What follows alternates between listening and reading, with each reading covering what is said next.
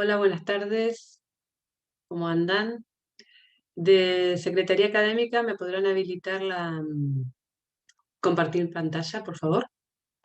Ahora en unos minutitos ya empezamos.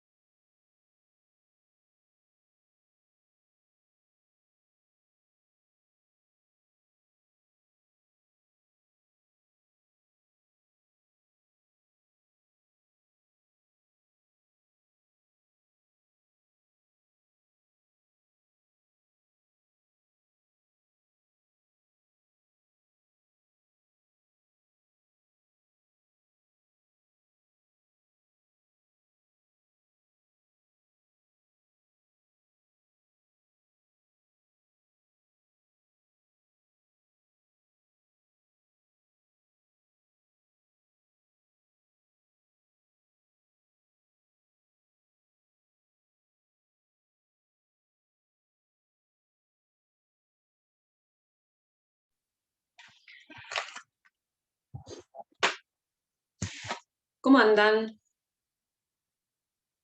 ¿Bien? Hola, Bien, profe. profe. Hola. Qué Hola, bueno. profe. Hola, chicos. Hola. Bueno, mira, acá que estoy en un... Ahí está.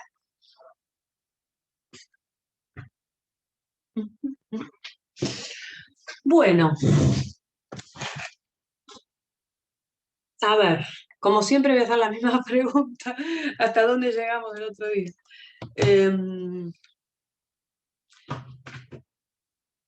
Vamos a ver si ya podemos cerrar hoy. No, vamos a ver si vamos a poder cerrar. No, hoy vamos a cerrar con los procesos de conocimiento. La semana que viene no van a tener clase conmigo. Va a dar el miércoles, el lunes es feriado, el miércoles va a dar el doctor Vicente y el viernes la doctora Berardo. El miércoles 30, que sería la próxima clase que tienen conmigo, que esperen que miro el almanaque. Sí, el miércoles 30 va a ser la próxima clase. Ahí van a estar juntos con la comisión 1. Le voy a dar clase a los dos, pero en este horario, a las 13:30. Y vamos a ver el video que les comenté de la audiencia de vista de causa que se hizo en un juzgado. Jacqueline, creo que ya lo viste. Sí, ya lo vi. Claro, no sé si algún otro también lo vio, pero bueno, está bueno porque ahí van a poder ver bien toda la cuestión de prueba, entonces, cómo se realiza la audiencia, y no es lo mismo leer, o sea, igual hay que leer el libro, hay que estudiar el código, hay que escuchar las clases, todo, pero van a ver que la posibilidad de ver en vivo una audiencia, eso les va a servir mucho. ¿No, Jacqueline? Sí, sí, ¿Resultó sí. útil? Sí, es re útil. Está bueno, está bueno. Bueno, así que ya les aviso para que no falten, porque la verdad que la clase está buena para presenciar. Después les voy a dar Profe, dos. Sí, decime, Nicolás. la fecha del parcial está prevista para el 8 de julio, ¿verdad? Exactamente, que jueves, seguramente arrancamos a la mañana. Como yo estoy con las dos comisiones, tengo que organizarme, pero es muy factible que empiece a tomar en la comisión de ustedes, porque acá somos menos, pero bueno, después lo confirmamos. Pero seguramente va a ser a la mañana. ¿Mm? Bueno, gracias. Después les confirmo el horario. Y el recuperatorio es el jueves siguiente, como es oral, porque el viernes es feriado, viernes 9 de julio. Así que el jueves va a ser, ya finalizamos la semana laboral. Bueno, van a tener dos trabajos prácticos que hacer. Me gustaría que dejen las cámaras prendidas, no pierdan la costumbre, así no me siento acá tan sola dando la clase. Bueno, acá estoy viendo a Dolores y a Juan. Les voy a dar dos trabajos prácticos. Uno que lo voy a subir después de la clase, que es un trabajo de contestación de demanda. O sea, yo les voy a dar una demanda. Es una demanda donde no hay mucho fundamento jurídico, digamos que no hay casi fundamento jurídico, porque a nosotros lo que nos interesa es la cuestión procesal. Entonces, ¿qué es lo que queremos? Que ustedes, además de ver la estructura de una demanda, o sea, el contenido de la demanda, los requisitos del artículo 118, el artículo 120 y todos los requisitos de los actos procesales y las acordadas propias de lo que es la demanda, además de todo eso, lo que queremos es que ustedes, viendo esa demanda, hagan una contestación. O sea, el trabajo es una contestación de demanda. Una contestación de demanda donde ustedes también tengan que realizar algún acto procesal. Por ejemplo, van a tener que oponer excepciones. A ver, me lo tengo acá. Entonces, sobre ese trabajo, yo igualmente les voy a pasar, cuando lo suba, les voy a poner la consigna. Por supuesto pueden consultar virtualmente, se comunican en el campus, no hay problema, y si no, con Jerónimo, que él va a estar al tanto. Pueden hacer el trabajo dos personas, no tres. Dos juntos, no hay ningún problema. Es más, es un trabajo que está bueno para que lo hagan en pareja. Si, bueno, ustedes ya no son muchos los que están, la presentación es obligatoria, o sea que en realidad pueden, si no tienen un amigo o compañero, buscan a partir del grupo o acá de los que ya saben que están o charlan en privado por acá. Profe, una pregunta. Dime, ¿El trabajo se puede hacer con algún compañero de la comisión 1, que es en la otra que no, estás? Ah, ok. no, Bien, bien. no, no, Está no, bien. lo tienen que hacer por la misma comisión. Dale. Bueno, Eso sería uno de los trabajos prácticos. Van a tener una semana para hacerlo, o sea que ustedes, si yo no los llego a subir hoy por algún problema, ustedes no se preocupen. A partir del día que se publica, o sea, ustedes lo que tienen que hacer es entrar en el campus, que supongo que lo harán diariamente, y ver qué se sube de material, qué hay, qué no hay, qué avisos publicamos y demás. Es más, yo hoy subí uno, se colgó el campus y nunca más apareció publicado. No sé si quedó publicado en otro lado o si quedó en la estratosfera, así que lo tengo que volver a subir. Porque van a tener eso, 2 trabajos para hacer, para los 2 van a tener una semana, no van a ser en forma, no se preocupen que no van a estar corriendo los plazos simultáneamente, cuando termina uno arrancan con el otro. Todos los trabajos que tienen que hacer son muy importantes porque están hablando de temas que los van a ayudar en el estudio. Entonces no lo tomen como una pérdida de tiempo, tómenlo como justamente una manera de ver la práctica de lo que ustedes tienen que estudiar. Profe, una pregunta. Dime. Su presentación de ambos trabajos es obligatoria, pero la nota para aprobar, ¿cómo va a ser? Más si es en parejas, ¿es requisito aprobar con tanto para poder rendir el No, oral o no, algo de no. eso?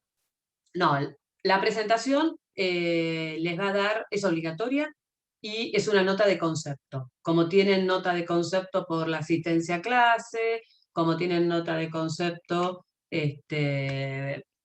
por la participación y demás. O sea, todo eso hace a una nota de concepto. ¿En qué es importante la nota de concepto? Y si el examen está entre un 9 y un 10, a lo mejor se sacan un 10. Si el examen está entre un 2 un 4, a lo mejor se sacan un 2. O sea, el concepto ayuda para definir una mejor o peor nota. ¿Está? Entonces, no va a haber una nota de aprobación. Nosotros lo que queremos es que sí hagan el trabajo práctico y si es un desastre, se va a tener en cuenta que es un desastre en la nota del parcial. ¿Mm?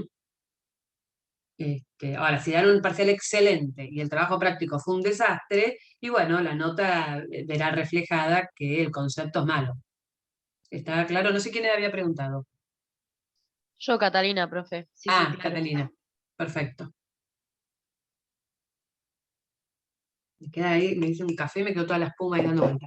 Bueno, ese es uno de los trabajos prácticos. El otro trabajo práctico va a ser con manejo de código también, pero vinculado. ¿Se acuerdan cuando ustedes vieron en la primera parte de la materia, que igual lo hablaron conmigo cuando vimos el tema de jurisdicción, y le hemos estado mencionando más de una vez, las escuelas del activismo judicial o del garantismo? La escuela del garantismo sostiene que el juez es un ajeno al conflicto, el conflicto está entre las partes, es una lucha de fuerzas, cada uno podrá utilizar las herramientas que el código le permite, y si está en mejor posición económica o en mejor posición en cuanto a la posibilidad de acceder a la prueba, tendrá más posibilidades de ganar el juicio. El juez observa, no hace nada y luego resuelve. O sea, su participación es decidir. ¿Decidir en qué? En base a lo que las partes hicieron. ¿Se acuerdan? Del garantismo. El activismo, por el contrario, ustedes piensan que el código de procedimiento nuestro fue hecho en base a la ley civil española, pero después se modificó con el código italiano de Carnelutti del 40, obviamente, el italiano, que tiene como una mirada mucho más moderna del derecho. Entonces, en el código nuestro se mezclan cuestiones que están más vinculadas con el sistema garantista y otras que están más vinculadas con una escuela activista, de activismo judicial. ¿Qué dice la escuela del activismo judicial? Que el juez tiene el deber de buscar la verdad. Que el juez puede participar en la producción de prueba, puede citar a testigos aunque no hayan sido ofrecidos por las partes. ¿Por qué? Porque tiene que buscar la verdad y en pos de la verdad va a resolver. Entonces, la verdad no queda limitada a lo que las partes digan y prueban, la verdad queda limitada en pos de lo que el juez también investiga. Nuestro código, como les dije, tiene influencia de las dos corrientes. Entonces vamos a encontrar artículos como por ejemplo que si el testigo, si la parte ofrece un testigo pero no se ocupa de presentar el interrogatorio, se lo tiene por desistido, es decir, pierde la prueba. ¿Eso pertenece al garantismo o al activismo? ¿Qué les parece? Garantismo. Al garantismo, exactamente. Vos ofreciste prueba, no te ocupaste de producirla, la perdiste. A ver, cuando hablamos del activismo, no significa que el juez pueda, con su accionar, suplir la negligencia de las partes, porque eso implicaría beneficiar a una parte en contra de la otra. No. La idea del activismo es que el juez participe, que si él necesita investigar, investigue o amplíe o ordene la producción de la prueba, pero nunca cubriendo las negligencias. Pero no obstante eso, vemos que en el código tenemos, por un lado, que el juez puede dictar las medidas para mejor probar, que son las del artículo 36, las facultades instructorias del 36, inciso 2, y por el otro vemos que se sanciona a la parte con la caducidad de la prueba si no la impulsa.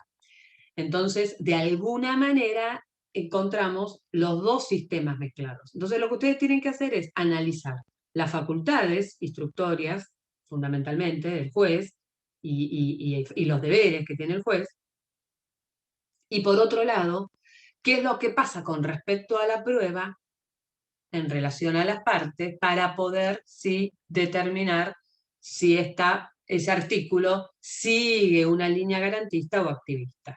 ¿Mm? Y poner Profesora, algunos una pregunta. ejemplos. Decime. ¿La escuela activista se ve reflejada en algún punto en los procesos inquisitivos, como puede ser el penal, o no? No necesariamente. No necesariamente. Porque en Porque definitiva los el proceso procesos... penal, el que le da el impulso es el fiscal, en todo caso, no las partes. Exacto, sí. En realidad, lo que nosotros estamos hablando está vinculado con los procesos donde rige el principio dispositivo, que son las partes las que tienen el impulso, la carga, las que determinan el tema decidendum, las que ofrecen las pruebas, Claro. las que son sancionadas si el proceso no avanza, y ahí tenemos la cosa juzgada, la caducidad de la instancia, responde más a un sistema garantista que activista. Entonces lo que se Claro. pretende es castigar a la parte que no activa y no lograr la búsqueda de la verdad. El proceso penal rigen otros principios muy diferentes, porque en el proceso penal está en juego justamente la seguridad, la sociedad en su conjunto, y es el fiscal en representación de esto el que tiene la carga de la investigación y de acusar. Porque ahora el juez no investiga. Antes el juez investigaba y decidía que, bueno, en realidad pasa esto a nivel nacional, pero en la provincia de Buenos Aires, en el 90 y pico, se reformó el código y quedó en cabeza del fiscal la investigación. Y ahí también es importante, porque en realidad el que decide no es el que investigó. Pero nosotros partimos en el proceso penal de una presunción de inocencia, que en el civil no existe. En un proceso civil no hay ni presunción de inocencia del demandado, ni presunción de certeza en el actor. Salvo que hablemos de un juicio ejecutivo que haya que lograr un cumplimiento forzado de una obligación, pero en un proceso de conocimiento no hay presunciones a favor de ninguno. En cambio, en el penal, sí. Entonces ya es distinto el sistema. ¿Está?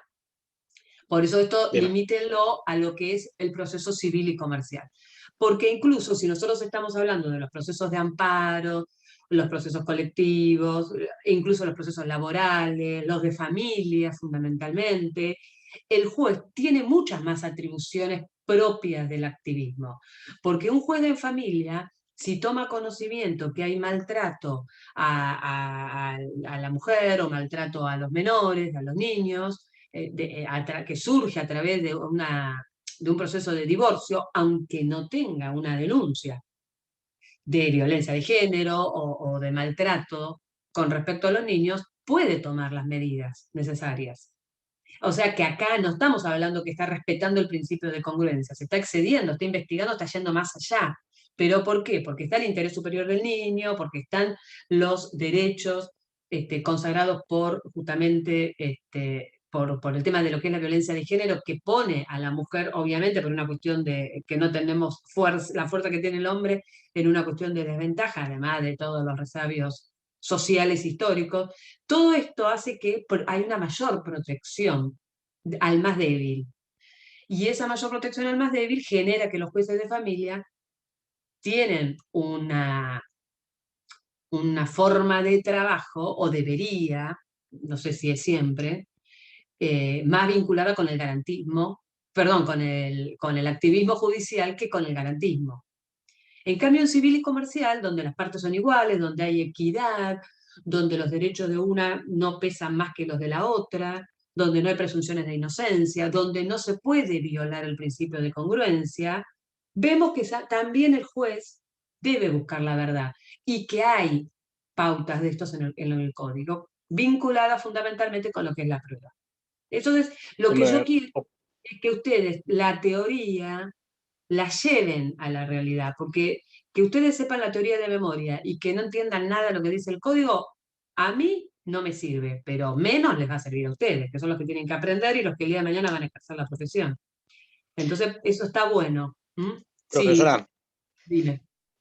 un caso que se me ocurre, un ejemplo, no sé si estoy acertado o no, sería con el tema del principio de la carga dinámica de la prueba, en el cual el juez puede disponer que aquella parte que esté en mejor posición de probarlo, lo haga, ¿no? Exactamente, perfecto. Sí, ahí creo que sería un claro ejemplo de garantismo. No, de activismo. De activismo, perdón. Claro, porque en realidad está invirtiendo la carga de la prueba y ya Bien. la carga de la prueba no la tiene el que alegó el hecho. También va a tener que probar el que está en mejor posición de hacerlo. Es verdad. Claro. Y en esos casos puede el juez decidirlo. O considerar que Claro. el hecho no quedó acreditado y que hay una presunción, o que puede tomarse como una presunción a favor de la parte que está en peor posición de probar. Bien. Exacto. El tema es muy interesante y si quieren material para leer o para estudiar, me avisan y yo les puedo subir más material. Pero les voy a dar igual un par de pautas. Todos los libros de Hosseini, que tiene 1 millón de libros publicados, todos tienen acceso gratuito por la web. Todos. Tienen el manual de derecho procesal, que es muy práctico, y tienen el tratado de derecho procesal que sacó el año pasado, que son 3 tomos. Está todo digitalizado. Y después tienen libros específicos sobre costas, sobre métodos alternativos de solución de controversias, sobre garantismo, o sea, sobre lo que quieran tienen, porque realmente es un apasionado del derecho, además que sabe un montón, y bueno, y escribe mucho y pone a disposición todo su material. Eso por un lado. Por el otro lado, yo creo que ya le subí, porque ahora no quiero entrar en la página para no sacar, bueno, no importa, después lo busco, pero creo que ya le subí, sí, seguro, que le subí material. Yo subí un artículo que es de Justicia 2020. Eso en realidad está bárbaro. Esos son muchos artículos, que son publicaciones que se sacaron, porque esto lo vamos a ver ahora, y esto está relacionado con el video que vamos a ver de la audiencia de mediación, perdón, de la audiencia de vista de causa que vamos a ver el 30. Justicia 2020 se implementa un sistema a partir del año 2012, que lo aprueba la Suprema Corte de Justicia y la provincia de Buenos Aires, y que luego se empieza a generar como una influencia en todo el país, y de hecho el Código de Procedimiento de la Nación yo les conté que ya el Código de Procedimiento de la Nación no tiene más el proceso ordinario, tiene un proceso sumario, pero el proceso sumario tiene un mix de cosas del sumario de la provincia y un mix de cosas del ordinario, y hacen un solo proceso. Y el juez tiene una participación muy activa, que nosotros en nuestro código la vemos, pero que en la práctica no se veía, hasta que arrancó Justicia 2020. La Corte, a través de distintas acordadas, fue sacando directivas, y lo que se hace es, que es lo que vamos a ver ahora, adaptar las posibilidades que el propio código nos da para que se pueda generar un sistema mucho más ágil, con una participación mayor del juez y con un respeto del principio de inmediatez y de oralidad. Cuando hablamos del principio de oralidad, ustedes están viendo principios procesales, saben que no, la oralidad no se limita a decir, son todos los actos orales. No, la oralidad tendría que ver con otra cosa, que es también la comunicación y la vinculación directa que tiene el juez con las partes y con los hechos y con las pruebas. Que el juez sea el que tome la declaración testimonial no es lo mismo que la tome un empleado, como se hizo históricamente, que haga el acta, tipea, hace el acta y la sube al expediente, y el juez, cuando dicta la sentencia, la lee. ¿Qué les parece? Eso, o que esté el juez como Jacqueline, digo Jacqueline porque no sé si algún otro ya la había cursado conmigo en la materia y capaz que lo vio también, de ver al juez donde él le hace preguntas al testigo y a las partes. No es lo mismo, porque el juez primero que va a la audiencia habiendo estudiado el expediente. Entonces él tiene una conexión directa con los medios de prueba que le permite percibir con sus propios sentidos si el testigo está mintiendo, si el testigo sabe, si todo lo que dice lo vio o lo prepararon. O sea, es diferente que verlo algo escrito. Entonces, a partir de Justicia 2020 se empieza a generar un cambio. Mar del Plata fue uno de los primeros departamentos judiciales que empezó en algunos juzgados que aceptaron como una prueba para ver cómo funcionaba, y ahora ya todos los procesos que se iniciaron a partir de, no me acuerdo cuándo, pero bueno, no hace mucho, todos se rigen por este sistema de Justicia 2020. Y en realidad el código no está reformado por el momento, hay proyectos de reforma, no está reformado, pero se adecúa a las normas que están hoy en las normas procesales. Lo que yo le subí de Justicia 2020 es algo que publica la Corte, y son muchas publicaciones, e incluso hay modelos. Ábranlo, mírenlo, porque les va a dar mucho material, porque no van a tener de dónde estudiar esto, porque es muy nuevo. Entonces ahí, la verdad que es interesante. Pero hay un artículo, fundamentalmente, que yo lo subí separado.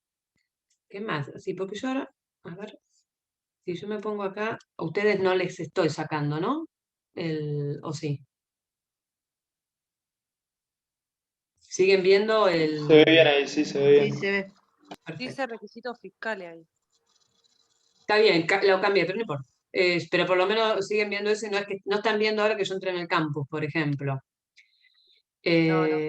Bien, porque lo que quiero es confirmar que, porque del otro día subí y después me di cuenta que tampoco me había quedado bien.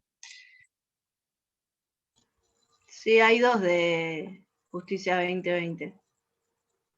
Los archivos, Bien. ustedes subieron dos archivos relacionados a la de Justicia 2020. Perfecto. Ay, sí, estoy mirando la bolilla 6 y esta es la 7. Ahí está. Bien, perfecto. El de Justicia 2020 tienen todo el PDF con toda la información que les estoy diciendo. Aparte, lo que hice fue sacar un artículo, que es Gestión de la Prueba Justicia 2020, que les va a servir para el trabajo que tienen que hacer, que está muy bueno, porque explica todo este tema. Entonces ténganlo en cuenta, porque ahí explica justamente cómo digamos que es un protocolo para que los jueces sepan cómo manejarse con respecto a la prueba. Entonces todo el procedimiento probatorio lo tienen acá, y les va a servir para estudiar el tema del proceso de conocimiento, que es fundamental, pero también les va a servir para el trabajo práctico, porque tienen justamente la forma de producir las pruebas, el dictamen, la certificación, bueno, van a ver que les va a resultar muy interesante. Muy interesante al que le gusta esto. El que no le gusta y está estudiando porque no sabe qué otra cosa estudiar, no les va a interesar. Pero para los que nos apasiona el derecho, es interesante. Bueno, ¿está claro entonces todo? ¿Preguntas?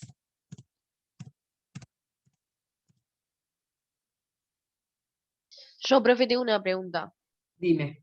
En cuanto a los tiempos para el trabajo, vamos a tener, por ejemplo, a partir de hoy, mañana o cuando usted lo suba, una semana, y después, Sí. enseguida que terminemos, va a subir el otro TP o van a estar los dos juntos disponibles para que lo entreguemos, o cómo va a ser bien eso. Mira, si los llego a poner juntos, les voy a dar al que ponga una semana, a lo mejor lo subo por una cuestión de practicidad, pero van a tener una semana para hacer cada uno. Y seguramente no se van a superponer los tiempos. Si los llegara a poner juntos, o se llegara a superponer algún día, que podría ser 1 o 2 días, sería nada más por una cuestión de que necesito que ustedes lo tengan hecho antes de dar una clase. ¿Mm? Nada más que por eso. Pero bueno, si llegado el caso pasa eso, también lo que puede ocurrir, que si alguno no lo terminó, por lo menos que ya lo tengan visto, que empiecen a trabajar, porque estaría bueno poder en la clase hacer una devolución sobre el tema. No les voy a hacer una corrección de uno por uno. Los voy a mirar, voy a ver cuáles son los errores comunes y hacemos una devolución conjunta. Entonces Dale, está bueno que buenísimo. cuando se haga la devolución ustedes ya los tengan. ¿Está, Catalina?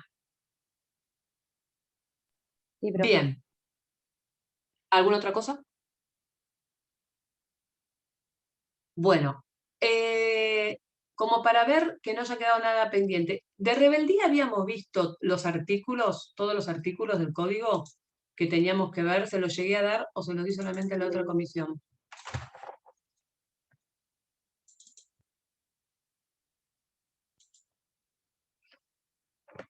Yo creo que no lo vimos, pero no estoy seguro. No, No, yo profe, no también, lo vimos. para mí tampoco. Entonces, Sí lo les vimos voy muy a por decir, arriba. Lo vimos muy sí, por arriba, no sí, profundizamos en rebeldía. perfecto. Bien, porque entonces vamos a hacer una pequeña revisión del tema de rebeldía, porque sí, lo vimos, es verdad, pero esa sensación tenía yo. Y les voy, esperen que voy a correr esto. Estoy trabajando a 2 computadoras. Ahí está. Y bien. Bueno, ustedes se acuerdan que nosotros habíamos visto que a partir de que es notificado para el demandado de la demanda, si no se presenta pedido de parte, se declaraba la rebeldía. Artículo 59 es la declaración de rebeldía. Y habíamos visto, eso sí, que si estaba debidamente citado y no comparecía, se lo declaraba rebelde, porque si era citado no en su domicilio real, sino por edicto, se le nombra el defensor oficial. O sea que de acá tienen que ver el artículo 59. ¿Qué efectos tiene la rebeldía? Que también eso yo no me acuerdo si lo llegamos a ver o lo vimos muy por arriba. El efecto que tiene la rebeldía es que las futuras notificaciones se van a producir en los estrados del juzgado a través de lo que se llama la notificación Ministerio de Ley. Que ustedes ya vieron notificaciones. Salvo 2 resoluciones judiciales que sí o sí se notifican por cédula, que es la declaración de rebeldía y la sentencia definitiva. Otro efecto procesal es que el proceso continúa, sigue avanzando. No es que se paraliza, y que los actos procesales cuyo plazo haya operado y el demandado no realizó, no los puede realizar en el futuro, pero sí podría realizar otros actos, porque puede presentarse en adelante. Entonces, si él en vez de presentarse el día 15, se presenta a los 3 meses, cuando se presenta puede constituir un domicilio legal, y desde el momento que constituye un domicilio legal, ya no, y cuando se presenta con abogado, por supuesto, ya cesa el estado de rebeldía. Entonces ya las notificaciones que tengan que ser por cédula seguirán siendo por cédula, y por supuesto que igual la sentencia y la rebeldía sí se le notificó por cédula, pero todas las otras se le notificarán también por cédula cuando corresponda, y podrá realizar los actos procesales cuyo plazo no haya vencido. El otro tema, que creo que sí lo hablamos, era que la declaración en rebeldía, también como otro efecto, generaba que se le podía trabar una medida cautelar a pedido de parte actora, pero si se presenta, la medida cautelar se mantiene, salvo que él pueda acreditar y justificar el motivo por el cual no se presentó oportunamente. Vamos a dar cuenta que hubiera estado fuera de su domicilio 6 meses y llega la cédula y se lo declara rebelde. Y cuando él vuelve a su domicilio y se encuentra con la cédula, se presenta constituye domicilio legal y pide el levantamiento de la rebeldía.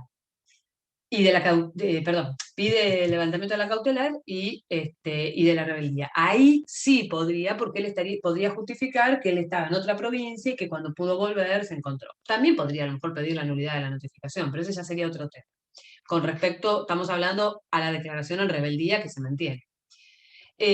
Por otro lado, la declaración de rebeldía también trae la presunción del reconocimiento de los hechos alegados por el actor que no fueron negados. Nosotros vimos contestación de demanda, ¿no? El 354. ¿Se acuerdan que la presunción es que los hechos no negados se tienen por reconocidos, se pueden tener por reconocidos, y los documentos no negados o la recepción de las telegramas o cartas documentos y el contenido que no hayan sido negados sí se van a tener por reconocidos. Este mismo efecto se produce en la rebeldía. Entonces, artículo 60. Me olvidé algo. La rebeldía también se puede declarar al actor, pero ya no sería este supuesto, sería otro, que sería en el caso que, qué sé yo, que el actor cambie de abogado, o que su abogado renuncie al poder, que le notifique, el juez lo intima para que constituya un nuevo domicilio legal en 5 días bajo apercibimiento de declararlo rebelde. Si no se presenta, es declarado rebelde. ¿Qué efectos tiene la rebeldía? Lo mismo, que se le notifica la rebeldía por cédula, las futuras notificaciones son ministerio legis, salvo la sentencia definitiva, y pierde el derecho de realizar los actos procesales cuyo plazo opere. Así que tienen 50, 60, 61. El 61 está vinculado con la prueba. El juez puede igual, si considera que es necesario, recibir la causa prueba. ¿Está? Fíjense este artículo a ver si tienen algo para decirme. Si el juez lo creyere necesario, podrá recibir el pleito a prueba o mandar practicar las medidas tendientes al esclarecimiento de la verdad de los hechos autorizadas por este código. ¿Qué tienen para decirme de este artículo? En base a lo que estuvimos charlando hasta ahora. Es activismo judicial, Exactamente. Claro. Este artículo es propio de un sistema de activismo judicial, porque el juez va a determinar, porque si recibe la causa prueba no, pero la segunda parte del párrafo, mandar a practicar las medidas tendientes al esclarecimiento de la verdad de los hechos. No dice ordenar la producción de la prueba ofrecida por el actor. Va más allá, va en busca de la verdad de los hechos. Muy bien. ¿Quién lo dijo, Catalina? No, María Luz. María Luz, muy bien. Bien, el 62, el que le hablé en la notificación de la sentencia, se va a notificar por cédula. El 63 de las medidas precautorias, que ya también lo habíamos explicado. 64, si el rebelde comparece, que va a ser admitido y que va a poder realizar los actos procesales que continúen, pero nunca van a retroceder, ¿no? Eso está claro. El 65, lo que les explicaba, que subsisten las medidas cautelares. Profe, Dime. ¿lo del artículo Nada más. 61 es una medida para mejor proveer también? El artículo 61, la segunda parte, que dice mandar practicar las medidas tendientes al esclarecimiento de la verdad de los hechos. Claro, autorizadas por este código. Estas no son medidas para mejor proveer. Las medidas para mejor proveer son las del artículo 36, inciso 2, pero estaría refiriendo a ese artículo. Claro, a eso voy. Exactamente. Bien, Nicolás. Sí, sí. Gracias. Bien. Es eso nada más. Del 60 al 65 inclusive. Lo que tienen que ver. Después, nada más. Bueno. Nosotros habíamos llegado a ver la culminación de la etapa introductoria y el inicio de la etapa probatoria. ¿Se acuerdan que habíamos visto que cuando se oponían las excepciones, se dictaba a través de una sentencia interlocutoria? Si la sentencia interlocutoria hacía lugar y era perentorio, el proceso termina, obviamente que tiene que quedar firme esa sentencia, pero si la rechaza, el proceso continúa. Y si fuera una excepción dilatoria, y si hace lugar, se puede subsanar el defecto, y si se subsana, el proceso continúa, y si no se subsana, habrá que ver cuál es la consecuencia. Puede ser que termine. Es decir que una excepción previa o de previo y especial pronunciamiento perentoria, si se hace lugar y queda firme, va a poner fin al proceso, o sea, la sentencia interlocutoria que la resuelve, va a poner fin al proceso en la etapa introductoria. ¿De excepciones había quedado alguna duda? Porque eso habíamos visto cuáles eran las diferencias, ¿no? Entre dilatorias y perentorias, esto lo llegamos a ver, ¿no? Sí, profe. Sí, perfecto. ¿Alguna pregunta sobre eso? Bien. Entonces, cuando se termina la etapa introductoria, porque ya se contestó la demanda, se contestó el traslado de la documental que presentó el demandado al actor, porque ya se resolvieron las excepciones y el proceso continúa, o porque ya se declaró la rebeldía y se notificó, o porque ya se contestó el traslado de la reconvención, a partir de ahí, si existen hechos controvertidos, conducentes, que hayan sido alegados por las partes en los escritos constitutivos, es decir, demanda, contestación, reconvención, si hubiere contestación, se va a abrir la causa a prueba. Ahí se los puse bien, con letras más grandes y más chicas de acuerdo a la importancia. Se abre la causa a prueba cuando existan hechos alegados por las partes en los escritos constitutivos, conducentes y controvertidos. ¿Qué significa conducentes? Que conducen al juez al esclarecimiento de los hechos para resolver el conflicto. Son importantes, conducen al juez al esclarecimiento, no, conducen al juez a la solución del conflicto, a la resolución del conflicto, al dictado de la sentencia. Son hechos relevantes, por eso son hechos conducentes. Y son controvertidos porque una parte los alega y la otra los niega. ¿Cuándo se niegan? Cuando se contesta la demanda. O si el demandado, el actor no va a contestar la demanda, no va a contestar la contestación de demanda, pero claramente si el actor dice una cosa y el demandado dice otra, el hecho es controvertido. Si hubiera una reconvención donde el demandado puede introducir nuevos hechos vinculados con la nueva pretensión, ahí sí se le corre traslado al actor y el actor tendrá que contestar. Bien, si no hubiera hechos controvertidos, alegados y conducentes, se va a declarar la cuestión como de puro derecho.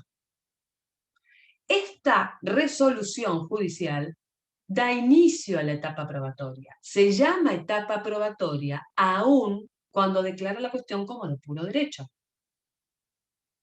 Bien, pregunta. ¿Esta declaración de puro derecho o esta resolución que abre la causa a prueba, cuándo queda firme? Cuando se agotó la posibilidad de oponer recursos, o sea, porque se venció el plazo, o bien se resolvió en un órgano en un tribunal superior, ¿no? Ya sea de segunda instancia o una cámara de apelación, a eso refiero, o bien la Suprema Corte o la Corte Suprema en caso de recursos extraordinarios. Bien, yo te lo diría más simple por las dudas, porque hay cosas que no pueden ser objeto de apelación. Cuando se agota la vía recursiva. Claro. Yo Ahí lo hice más amplio. resumimos. ¿Eh? Fui más amplio. Vos fuiste mucho más amplio, pero para no entrar en tanto detalle, que depende de qué resolución estemos hablando, si el detalle va o no va, la respuesta sería cuando está perfecto lo que dijiste, Nicolás, pero cuando se agota la vía recursiva. Ahí no hay problema, porque se habla de una providencia simple y no se puede interponer un recurso de apelación, sí se puede interponer una revocatoria. Entonces, agotada la vía recursiva, que eso se llama ejecutoriada.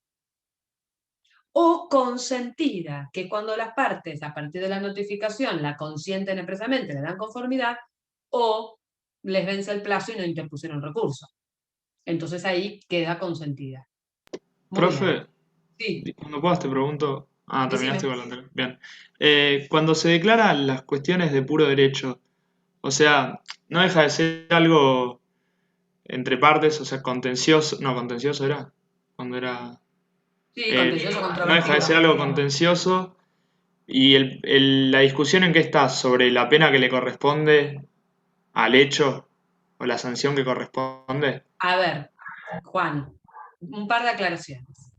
Primero, si vos hablas de pena o de sanción, primero estás hablando de una presunción a favor del actor y que hay que penar al demandado. Segundo, estás hablando de con un vocabulario de derecho penal, no de derecho civil. En civil hablamos de las cargas procesales, no es casualidad que uno insiste con esto. ¿Por qué? Porque justamente, ¿se acuerdan de dónde surge el origen de las cargas procesales? No estamos hablando de sanciones ante el incumplimiento de deberes o obligaciones. Estamos hablando que si se cumple con la carga procesal, tengo más expectativas de una sentencia favorable y si no cumplo con las cargas procesales tengo más perspectivas de una sentencia desfavorable. ¿Mm? Entonces, no hablemos de sanción. Acá la cuestión es que hay un conflicto entre partes que el juez va a resolver. Si no hay hechos controvertidos, o si habiendo hechos controvertidos, estos pueden ser resueltos con las constancias del expediente. ¿Y qué serían las constancias del expediente? Toda la prueba documental que se presentó, que no fue negada, porque a lo mejor son expedientes judiciales o documentos hechos ante escribanos, que hay que hacer un juicio de reducción de falsedad y que fueron reconocidos expresamente. El juez entonces va a resolver cómo aplica el derecho para hacer lugar o rechazar, en todo o en parte, las pretensiones deducidas en juicio, en la demanda y si hubiera en la Bien, reconvención. y ahora con esa corrección que me hiciste, me surgió otra duda. Dime. Sobre las cargas procesales. O sea, la diferencia es que al ser cargas no están obligados a cumplir con la carga, digamos, que en cambio en el derecho penal, sí, al ser, no son cargas, son como deberes, o no sé cómo. A ver, no podemos hacer un paralelismo entre el derecho civil y el derecho penal porque son muy distintos. Son muy Claro, distintos sí, y está se bien. parte de principios, de razonamientos, o sea, es muy diferente. En penal se denuncia la comisión de un delito, se investiga y si se prueba que alguien cometió el delito es sancionado. En civil hay un conflicto intersubjetivo de intereses, hay dos personas en conflicto. Entonces, de acuerdo a lo que el juez investiga, de acuerdo a lo que las partes acreditan, de acuerdo a las cargas procesales que han cumplido, el juez resuelve si hace lugar o rechaza. Y si hace lugar, condena. Ahí entramos en un vocablo penal, propio del derecho penal, condena. Pero en realidad, ¿qué condena? El cumplimiento de una obligación de dar, hacer o no hacer. ¿Mm? Bueno, No una bien, ahí, sanción. ¿Está? bien, ahí me aclararon un poco los conceptos. Gracias. Perfecto, buenísimo. Bien, entonces, en esta cuestión, que ahí Juan abrió una puerta, que es sobre el tema de qué pasa con la declaración de puro derecho, puede ocurrir que no haya hechos controvertidos, porque a lo mejor, les digo cualquier cosa, ¿no? Un ejemplo, eh, una tarjeta de crédito está reclamando una suma de dinero al usuario y en realidad el usuario se está oponiendo a pagar porque dice que él debe los consumos, pero la realidad es que, o que la tarjeta se la extendieron cuando él no había, había dicho que no. ¿Vieron que a veces pasa que les mandan la tarjeta gratuita y la tarjeta nadie la activa, pero se empieza a activar sola y le empiezan a generar gastos como de mantenimiento de tarjeta o de renovación que no fue pedido? Entonces la persona, el usuario dice, no, yo no la pedí, no hice gastos, nunca la usé, no voy a pagar. Acá hay hechos controvertidos.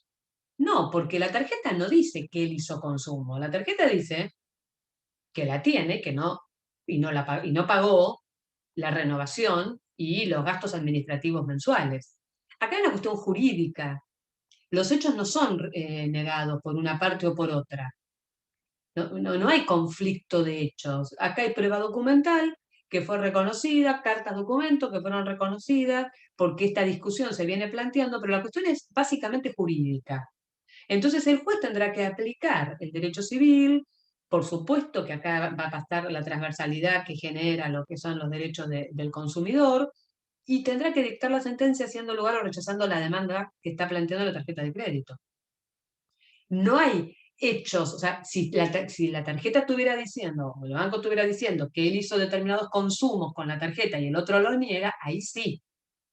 Pero eso no se discute. Lo que se discute es si la manifestación tácita, a ver, si lo que el banco entiende que es un consentimiento tácito de tarjeta, ¿lo es o no lo es? El usuario dice, yo nunca la acepté, por lo tanto no tengo por qué pagarla porque nunca la acepté, nunca la elegí, me llegó pero nunca la usé.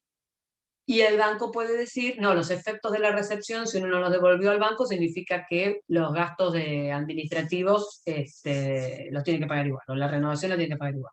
¿Entienden? Ahí hay una cuestión que es de puro derecho, no hay hechos controvertidos. O bien puede ser que haya algún hecho controvertido, pero quede esclarecido a través de la prueba documental, que el juez tendrá que analizar. Pero no tenemos problemas acá, o sea, no hay necesidad de producir prueba, porque acá no tenemos, hizo tal pago, no hizo, compró, fue a tal lado, fue al otro. ¿Entienden la diferencia? ¿Está claro? Bien. Entonces, si se declara la cuestión como de puro derecho, o se declara que la apertura a prueba se va a generar con la producción de los, perdón, con la documental obrante en el expediente, no es necesario abrir la causa a prueba. Estamos dentro de la etapa probatoria, pero no se abre la causa a prueba. Si por el contrario hay hechos controvertidos, ahí sí se abre la causa a prueba. El plazo de apertura a prueba lo fija el juez, dice el código, pero establece un tope de 40 días. Es decir que el plazo normalmente es de 40 días. En el ordinario. En el sumario el plazo de apertura a prueba va a ser de 30 días. ¿Cuál es la diferencia? ¿Se acuerdan que nosotros dijimos que cuando hablamos del requisito de la demanda no habla nada de la prueba, salvo presentar la prueba documental con la demanda y el demandado con la contestación? Sin embargo, en el proceso sumario, sumarísimo, en todos los procesos, salvo en el ordinario, ¿qué ocurre? Que las partes deben ofrecer los medios de prueba en el escrito de demanda, de contestación, de reconvención y de contestación. Todos los medios de prueba. Los medios de prueba son testimonial, cuando declaran testigos que son terceros ajenos, los que pueden haber visto, tomado conocimiento a través de sus sentidos, la absolución de posiciones o prueba confesional, que el que es citado es una parte a pedido de la contraria, entonces el actor pide que sea citado el demandado, o el demandado pide que sea citado el actor, y va a declarar, no es que va a declarar lo que quiere, se le van a hacer afirmaciones, que son llamadas posiciones, para que la parte que es citada a declarar las reconozca como ciertas o diga que no son ciertas. Entonces, dice, por ejemplo, para que diga, para que jure como es cierto que tal el día, no sé, 10 de octubre del 2020 usted conducía por la avenida Colón y cruzó la calle Sarmiento con el semáforo en rojo. ¿Qué va a decir la parte? ¿Es cierto o no es cierto?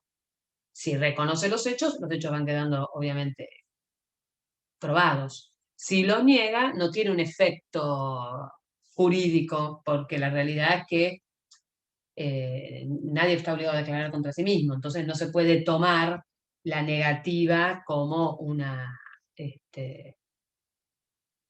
como una presunción en su contra. Después tenemos la prueba informativa, que es cuando se requiere informes, o sea, información sobre determinadas cuestiones a entidades públicas o privadas que las van a tener dentro de sus archivos, legajos, registros. Entonces, por ejemplo, le pedimos al correo que nos informe si las cartas documento número tal, cuyo texto dice tal cosa, que acompañamos en copia, fueron enviadas en tal fecha y cuándo fueron recibidas y si el texto era y por quién fueron recibidas. O mandamos un oficio al hospital intersonal para que nos diga si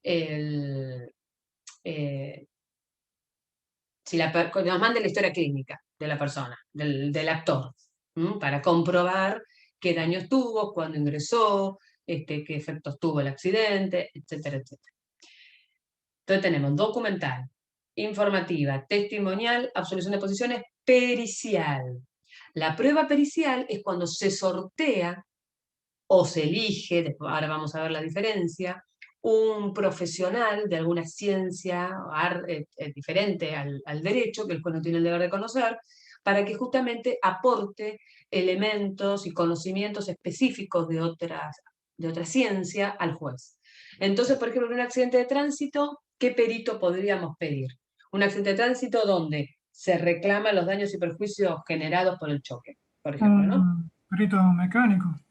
Un perito ingeniero mecánico, perfecto. El ingeniero mecánico va a poder decir, viendo las fotos, o viendo el auto, o viendo las filmaciones, si justo era una intersección donde había cámaras, va a poder decir a qué velocidad iban. O sea, son cosas que a uno le parecen mentiras, pero lo pueden decir los ingenieros viendo la foto nomás.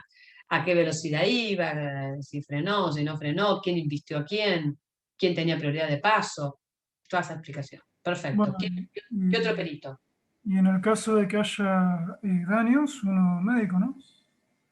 Exactamente. Si hubiera daños físicos, podría pedirse un perito médico, que podría ser un médico traumatólogo, si hubiera habido algún problema vinculado con traumatología, si hubiera tenido un problema en la vista, un oftalmólogo o un otorrinolaringólogo, si fuera un problema de audición que le generó estar no sé, en el accidente o por la cuestión que haya sido. O sea, la especialidad que corresponde.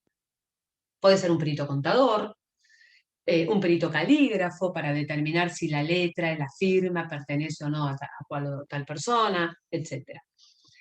Después tenemos el reconocimiento judicial. El reconocimiento judicial es cuando el juez se hace presente en un determinado lugar para tener una relación directa con los hechos, con las cosas o con las personas. Entonces él directamente puede trasladarse o hacerlo a través de un auxiliar y ver el lugar, contactarse con ello para tener un esclarecimiento de los hechos, que puede ser pedido de parte o también puede ser ordenado de oficio de acuerdo a las medidas de mejor proveer. Bien.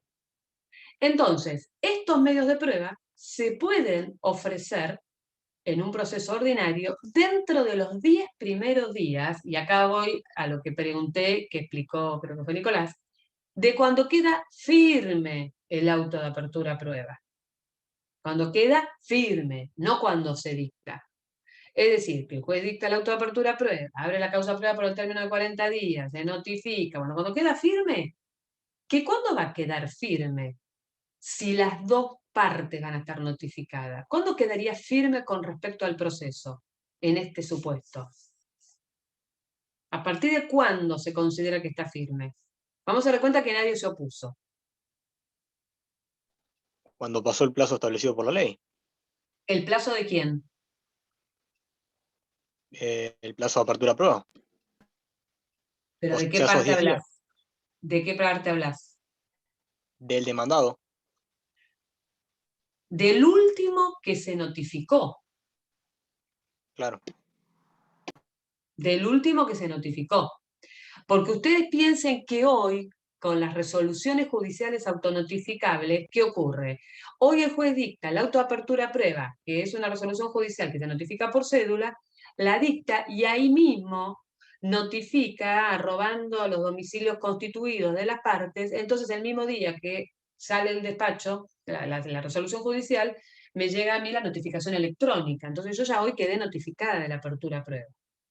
Quedé hoy, llegó hoy, que es miércoles. El viernes quedo notificada. A partir de ahí tengo 5 días y las primeras 4 horas hábiles del día siguiente hábil para oponerme. Si no me opongo, claro, como los dos vamos a quedar notificados en el mismo momento, queda firme si nadie se opone el mismo día. Pero vamos a hacer de cuenta que la notificación fuera por cédula en soporte papel, como lo fue hasta antes de la pandemia. ¿Cuándo queda firme? Y hagamos de cuenta que nadie se opone, ¿no? Así lo hacemos más sencillo.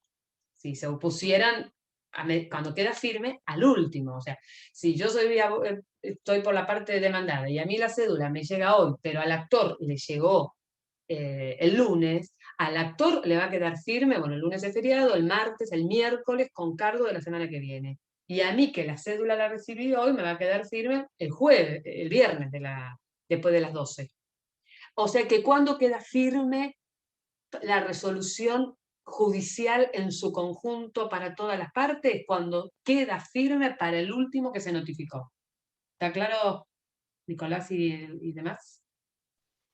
Muy claro.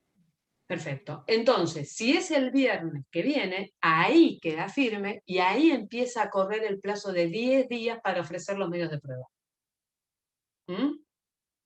Acuérdense las diferencias de la notificación cédula papel que cédula electrónica. La cédula de papel notifico el día que llegó y el primer día hábil siguiente es el primer día del plazo.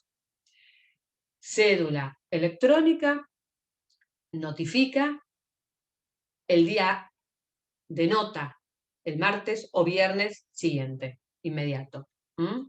Y el primer plazo del día es el otro. Sí. Perdón, ahí me surgió otra duda que me había quedado de las cédulas. Cuando Sí. la cédula queda bajo responsabilidad de parte y la entrego, ¿desde cuándo queda ¿desde Desde cuándo el día arranca que que fue la entrego? dejada. O sea que La es cédula papel y el mandamiento, que es otra forma de notificar, que vamos a ver en los juicios ejecutivos, el día que se recibe. claro, pero cuando es bajo responsabilidad de parte podía ser como que no la reciba a veces, ¿o no? Por ejemplo, el caso de un edificio que se lo dejas al portero No, pero y ahí tenés una confusión, Juan. ¿con Sí, qué? porque Ah, si es bajo responsabilidad de parte, el oficial notificador la tiene que dejar igual aunque no esté la parte. claro. Y deja constancia que ese día la dejó, por lo tanto ese día se notificó. Bien, Si yo el la día que la... llevo y el oficial notificador dice, no, pero el departamento no existe, o nadie lo atiende, o la persona que lo atiende le dice, no, acá él no vive más, se mudó, la devuelve sin notificar. Entonces no quedó notificado. ¿Mm? ¿Está? Una Claro, ahí pregunta. perdón, otra Sí, cosa rápida, sí, sí, perdón, no, no hay Jacqueline. problema. No, O no sea pasa nada. que si vos se la dejás, por ejemplo, al portero del edificio, ya es por recibida, no es que la tiene que recibir sí o sí. Bien, listo. Exactamente. Gracias. Sí. Listo. Jacqueline, Gracias. no, de nada. Sí, pero no había un caso que, por ejemplo, podía ser bajo responsabilidad de la contraparte, por ejemplo. Si yo quiero notificarlo, por ejemplo, a Juan Pedro, yo voy y me hago responsable de que si no se notifica, para que Bueno, vos le corrieran los plazos o algo así, no sí, me no, acuerdo no, bien no, cómo no. era el La, ejemplo. la notificación es el día que el oficial notificador le deja la cédula o que el oficial de justicia le deja el mandamiento. Si después el demandado se presenta el día de mañana y dice, le declaran en rebeldía y dice, planteo la nulidad de la notificación porque me dejaron una cédula bajo responsabilidad de la actora en un domicilio donde yo ya no vivo y donde hice el cambio de domicilio, y si hubieran pedido un informe a la Cámara Electoral, se hubieran dado cuenta que yo hace 5 años que no vivo ahí y me la dejaron igual, la notificación es nula y el responsable de todo eso es el actor. Pero eso en la medida que el demandado se presente y demuestre que la notificación es nula. O sea, está el riesgo.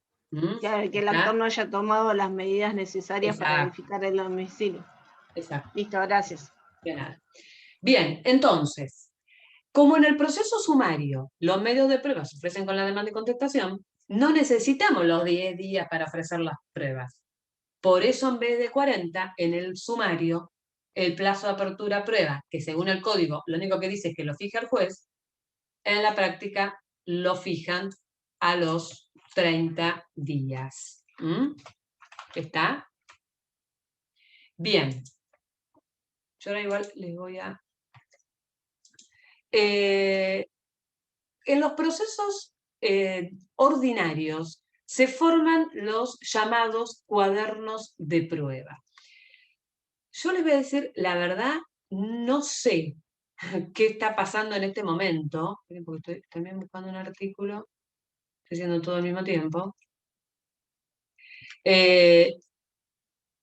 No sé cómo están haciendo ahora, porque todos los que he tenido nuevos han sido sumarios. Entonces, no sé cómo están formando los cuadernos. ¿Por qué les digo esto? Porque los cuadernos son expedientes que se forman separados, son expedientillos que tramitan por separado del expediente principal. Ustedes tienen que saber lo que es el cuaderno y demás. Lo que no sé, habría que averiguar tendría que averiguar en algún juzgado, a ver cómo se están manejando. Hoy por hoy, como los expedientes son electrónicos, entonces ya el expediente no está a la vista, o sea, está a la vista en las MEM y en las notificaciones electrónicas, pero está todo digitalizado. Ya tampoco tiene razón de ser el cuaderno, porque antes lo que se pretendía era que, como había mucha prueba en la parte actor y mucho de la parte demandada, que cada uno tuviera su cuaderno como su propio expediente para producir la prueba, porque si no a veces pasaba que eran las audiencias y estaba el expediente a control de oficios, entonces no se podían llegar a notificar a los testigos y era todo un lío de trabajo. Ahora esto ya medio que no existe. Y como los expedientes ya no tienen formato papel, salvo los viejos, pero no desde ahora con las nuevas acordadas, no sé cómo se están manejando realmente con los cuadernos. Pero independientemente de eso, tenemos que saber qué dice el código. Y el código dice que va a haber un cuaderno de prueba para cada parte. El cuaderno de prueba se forma, el cuaderno de prueba actora con el escrito de ofrecimiento de prueba de la actora y el de demandada con el escrito de ofrecimiento de prueba de demandada. Y lo que sigue es la resolución judicial, que es el auto que ordena la producción de la prueba. Que sea resolución judicial puede ordenar la producción de la prueba, pero también puede declarar inadmisible o improcedente algún medio de prueba ofrecido por la parte. En el ordinario hay cuadernos, hay un escrito o sea, una resolución vinculada con cada parte, con la producción, la orden de producción de prueba, y cada parte sigue con su propia prueba. Y cuando haya común, ahí sí van a quedar las constancias en uno u otro. Vamos a dar cuenta que las dos partes ofrecieron el mismo testigo. En el sumario no hay cuadernos de prueba. Por ende, ¿qué ocurre en el sumario? Se pide la apertura de la causa prueba. Cuando queda firme el auto de apertura prueba y ya está la prueba ofrecida en la demanda y la contestación, el juez ¿qué hace? Ordena la producción. Ese sería el mecanismo. ¿Está? Una vez que ya se produjo toda la prueba, es decir, que ya se hicieron las audiencias, declararon los testigos, absolvieron posiciones, presentaron los informes, los testigos presentaron los dictámenes, etcétera, etcétera, etcétera, los cuadernos de prueba en el ordinario se cosen al expediente principal. En el sumario no hay cuadernos, o sea que esa parte de coserlo no existe. Y el secretario, en todos los procesos, va a certificar sobre el vencimiento del término probatorio y su resultado. ¿Qué significa esto? Que va a ser una especie de resumen sobre qué pasó con todos los medios de prueba ordenados ofrecidos por las partes. A qué fojas se produjeron, si se desistió, si fueron declarada la caducidad de la prueba, si se produjo, si la parte renunció a la producción de alguna prueba que había ofrecido. Y entonces va a quedar como un resumen: parte actora, prueba documental, obrante tal, prueba testimonial, perito de testigo fulano desistido, testigo fulano declaró a fojas tal, como un resumen de toda la prueba. Y después, esto se da en todos los procesos. Y después los alegatos, que los alegatos se dan exclusivamente en los procesos ordinarios, no hay en los demás procesos. ¿Qué son los alegatos? Es cuando las partes presentan un escrito haciendo un mérito sobre la prueba producida. El plazo para presentar los alegatos es en realidad el plazo es de 12 días, pero es un plazo común, como el de apertura prueba. Son plazos comunes porque empiezan a correr simultáneamente desde el mismo momento para las mismas partes, para todas las partes, perdón. El plazo para alegar de 12 días, pero dentro de los 6 primeros podría el actor llevarse el expediente y dentro de los últimos 6 se lo lleva el demandado para producir. Entonces, ahí sí que, si quieren pensar en un proceso penal y imaginarse a los jueces, a los abogados cuando hacen los alegatos orales y tratan de convencer al juez, bueno, sería lo mismo, pero escrito y en Mar del Plata, no en Washington, o en Nueva York, como las películas o series yankees. Entonces, ¿qué pasa acá? En el alegato, ustedes piensen, principio de adquisición procesal, que las las pruebas producidas son adquiridas por el proceso, pertenecen al proceso. Por ende, si un testigo declara y lo que declara, aunque lo haya ofrecido yo, no me conviene, no puedo desistir. Yo puedo desistir del testigo hasta antes que el testigo declare. Una vez que declaró, esa declaración ya forma parte del proceso. ¿Está? Entonces, ¿qué puedo hacer con un testigo que fue un desastre, que dijo cualquier cosa, que juega en contra de mi cliente? Bueno, lo que puedo hacer es tratar de convencer al juez que el testigo estaba mintiendo, que se contradecía, que no conoció, que no vio todo lo que dijo, que hablaba por conocimiento de terceros, que fue influenciado, o sea, le quito valor probatorio. Por otro lado, Una declara el pregunta. testigo, sí, un segundito, declara un testigo que fue estrella y que dijo todo lo que tenía que decir, resalto la declaración de ese testigo. Esos son los alegatos. Decime, Jacqueline. Sí, por más que me sea desfavorable la declaración del testigo, por más que la haya presentado yo, sea un testigo mío, igual lo voy a decir. Porque queda medio raro que si un testigo que yo pedí me declare mal a mí, es obvio que voy a decir porque no me conviene. A ver, en el proceso civil, y esto tiene que ver con lo que hablábamos hoy de la escuela activista judicial, en el proceso civil, los jueces deben investigar y llegar a la verdad de los hechos, no a la verdad del proceso, a la verdad de lo que pasó antes. Tienen que investigar y tienen que esclarecer los hechos, pero las partes tienen que actuar con probidad y buena fe. Entonces, así como se puede llegar a aplicar una sanción si la parte miente, porque en algunos casos está, y esto no va en contra de lo que le expliqué a Juan cuando hablábamos de la carga procesal, pero si el juez, por ejemplo, si el demandado es citado para reconocer la firma de un documento y la niega, se hace una pericial caligráfica y se prueba que la firma es de él, el juez le puede aplicar una multa. ¿Por qué? Porque se castiga la mala fe. O sea, no va a ser condenada una parte por ocultar la verdad, pero sí por generar maniobras dilatorias, porque puede ser declarado que actuó con temeridad y malicia. Entonces, en este caso, con este argumento, nosotros ¿qué pensamos? Sí, el testigo lo ofrezco yo, pero el testigo no es mío. El testigo es un tercero, ajeno, que tomó conocimiento de lo que ocurrió, pero que se supone que yo no lo puedo estar formando para lo que tiene que decir. Él se tiene que acordar y contar lo que vio. Y puede ocurrir que haya visto algo que a mí no me favorezca.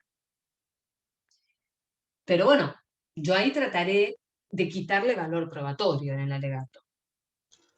Pero tampoco está puedo... En cómo, sí. Perdón que interrumpa, entonces está en cómo actúe mi abogado, en cómo se desenvuelve el abogado en la parte probatoria, digamos. A ver, todo lo que ocurre en el proceso va a tener que ver de cómo lo maneja el abogado. O sea, nosotros tenemos la tarea de representar los intereses de nuestro cliente y actuar con el mayor profesionalismo posible para tratar de obtener una solución favorable a nuestro cliente. O sea, tenemos una obligación que no es de resultado, es de medios. O sea, nosotros no le podemos garantizar un resultado, pero sí utilizar todas las herramientas. Pero la realidad es que a veces los abogados estamos limitados con lo que las partes nos cuentan, porque a veces no nos cuentan todo, de las pruebas que las partes nos acceden, nos traen, que a veces no lo hacen. Entonces, bueno, por supuesto que el que hace el escrito y el que formula los planteos y las defensas es el abogado. Pero muchas veces uno lo hace en base a lo que tiene, a lo que el cliente le dio. Bien. Quiero terminar con esto para poder explicarles rápidamente lo de Justicia 2020, que tenemos todavía 15 minutos. Una vez que están los alegatos, presentados, termina la etapa probatoria. Ustedes piensen que la apertura a prueba comienza cuando queda firme el auto que abre la causa prueba y termina cuando el secretario certifica el vencimiento del término probatorio. Esa es la apertura a prueba. Pero no termina ahí la etapa probatoria, que es más extensa. La etapa probatoria empieza cuando el juez declara la cuestión de puro derecho o abre la causa prueba. Y termina con el llamamiento de autos para sentencia. Que el llamamiento de autos para sentencia da inicio justamente a la etapa decisoria, donde ya ahí no rige el principio dispositivo porque las partes no tienen facultades ni cargas procesales que cumplir, sino que es el juez, y ahí es donde el juez le empieza a correr el plazo para dictar la sentencia, pero lo puede suspender dictando las llamadas medidas para mejor proveer, que son las que hablábamos hoy, del artículo 36, inciso 2, que cuando él considere que necesita esclarecer más los hechos, puede ordenar la producción de los medios de prueba que ustedes lo vieron y que son las facultades instructorias. Acuérdense que en el artículo se mezclan las ordenatorias y las instructorias. Esta es una facultad instructoria, propia del activismo procesal. O sea, los garantistas odian este inciso. Bien, ¿hasta ahí vamos bien? Bueno, vamos a ver entonces qué pasa en la práctica, hoy por hoy, con Justicia 2020. En la práctica, primero les quiero decir antes que me olvide que a partir del artículo 484, que creo que nosotros ya lo vimos, es el proceso sumario. Del 484 van a poder, tienen hasta el 490 y 95, creo que ya les confirmo. Sí, hasta el 495 es proceso sumario y el 496 es proceso sumarísimo. O sea que estos artículos los tienen que leer todos. Nosotros hemos estado explicando. Me estaba olvidando de decirles. El plazo ordinario de prueba es de 40 días, pero el código permite en los procesos ordinarios exclusivamente que se fije un plazo extraordinario de prueba. ¿Qué significa? Que el plazo de 40 días se puede extender hasta 90. No es 40 más 90, ¿no? Hasta 90 o hasta 120 cuando hay que producir prueba en el extranjero. Hasta 90 si es en países limítrofes. Hasta 180 si es en países no limítrofes. ¿Qué significa? Tenemos que tomar una declaración de testigos que están fuera del país o que están en otro país. Hay que hacerlo a través de un oficio exhorto, a través de la Cancillería, o pedimos prueba, un oficio que haya que pedir informes a un banco que está en el exterior. Entonces ese plazo extraordinario se puede ampliar. En el sumario no se permite el plazo extraordinario de prueba. No está permitido. Ahora, ¿qué significa? ¿Que yo no puedo producir prueba en el extranjero? No, sí, la puedo producir, pero no voy a tener un plazo extraordinario. Bien. Nosotros, como dijimos hoy, cuando arrancamos con este tema y con el tema del activismo y demás, estuvimos viendo que Justicia 2020 se basa en la adecuación de artículos del código que a través de la interpretación de la doctrina y de la Corte, a través de las distintas acordadas, le ha dado como otra fluidez. ¿Y cuál es la intención? Que el juez tenga una participación directa, es decir, que actúe como director del proceso.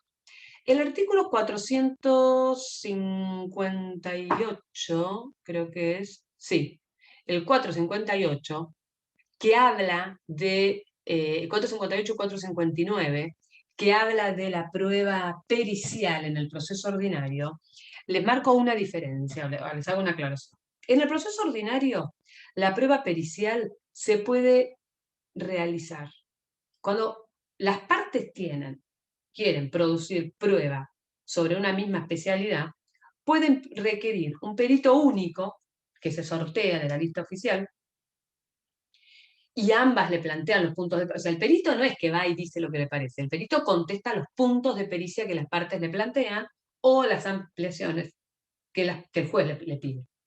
Entonces, ¿qué ocurre? Si la actora quiere un ingeniero mecánico y el demandado quiere un ingeniero mecánico, En el proceso ordinario exclusivamente se puede dar la opción que haya 3 peritos por la misma especialidad. Uno que lo ofrece el actor, con nombre y apellido, otro que lo ofrece el demandado, y un tercero que lo designa el juez. O bien se puede hacer, como se hace en el sumario o en el sumarísimo, que se designe uno solo por cada especialidad, pero que se sortee de la lista oficial. O sea, los peritos, para poder actuar como tales, además de tener la profesión, años de ejercicio, matrícula, del colegio al cual pertenezcan, en la provincia de Buenos Aires los profesionales tenemos matriculación obligatoria. Además de eso, se le requiere, no puede, se le requiere que tenga la aprobación de un curso que también organiza la Corte de capacitación en Derecho Procesal. Se inscriban, la inscripción es anual, en un listado, y en el organismo de Contralor que funciona en la Cámara de Apelaciones, se sortea cada vez que se requiere en un expediente un perito. Entonces, por ejemplo, vamos a dar cuenta que en un juicio de Jiménez contra Ferreira, Jiménez ofrece prueba pericial ingeniero mecánico, prueba pericial de médico clínico y médico y psiquiatra. Y la otra parte ofrece ingeniero mecánico y un psicólogo. Entonces se libra un oficio al organismo de Contralor, se le requiere el sorteo de las 5 especialidades. Un perito de cada especialidad del listado.